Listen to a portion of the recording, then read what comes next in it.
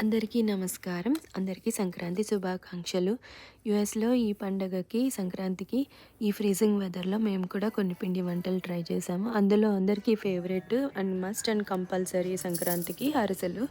So, ఆ అరిసెలని మాకున్న availability ఉన్న బియ్యాన్ని 24 అవర్స్ నానబెట్టి, ఆరబెట్టి వాటిని కొంచెం కొంచెంగా మిక్సీలో తీసుకొని మిక్సీ చేసుకొని ఆ పిండిని జల్లించుకొని మెత్తగా వచ్చిన దాన్ని ఒక గిన్నెలో పెట్టుకొని నూకను ఇంకో గిన్నెలోకి తీసి పెట్టుకొని అంతా బియ్యాన్ని అంతా అలాగే పిండి జల్లించుకొని మిగతా వచ్చిన నూకను మళ్ళీ ఒకసారి మిక్సీ వేసి ఆ నూక నుంచి వచ్చిన పిండిని కూడా తడి ఆరిపోకుండా చేత్తో ప్రెస్ చేసి మూత పెట్టి సేవ్ చేసుకొని దానికి తగ్గట్టు బెల్లం రెడీ చేసుకొని పాకం రెడీ చేసుకోవాలి. కొంచెం నీళ్లు పోసుకొని ఈ బెల్లాన్ని అంతా బాగా కరిగినాక పాకం వచ్చేదాకా మరిగించుకోవాలి.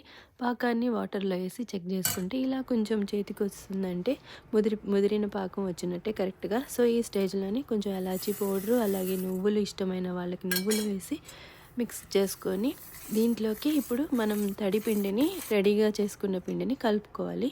ఈ స్టేజ్లోని ఇద్దరు ఉంటే బాగుంటుంది, మన చుట్టాలు కానీ ఫ్రెండ్స్ కానీ. బట్ ఇక్కడ మనకి అంత ఛాన్స్ అవైలబిలిటీ ఉండదు, అందరు బిజీగా ఉంటారు కాబట్టి. సో మనం ఇంట్లో ఉన్న వాళ్ళం ట్రై చేసుకోవాలి. సో పిండి కన్సిస్టెన్సీని బట్టి తడిపిండి యాడ్ చేసుకుంటూ ఉండాలి. ఇట్లా పిండి ఉంది అంటే రెడీ కరెక్ట్గా ఉన్నట్టు చేతికి ముద్ద ఎలా వచ్చేస్తుంది.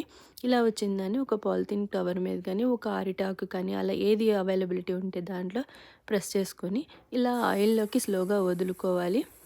ఆయిల్ మాత్రం కంపల్సరీ హీట్ అయ్యే ఉండాలి, అప్పుడే అది అరిసె బాగా కుక్ అవుతుంది.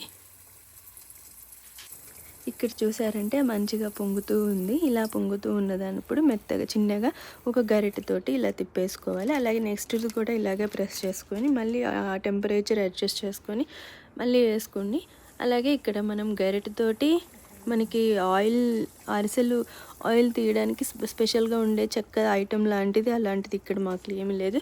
సో అందుకని 2 గరిటెలతో ఫస్టే తీసేటప్పుడే కొంచెం దాదాపు 70% వరకు ఆయిల్ని గట్టిగా ప్రెస్ చేసి తీసేసి దాన్ని ఒక ప్లేట్ మీద పెట్టుకొని ఒక బాక్స్ లాగా గిన్నెతో ఇట్లా ప్రెస్ చేస్తే ఆయిల్ దాదాపు వచ్చేస్తుంది మొత్తం.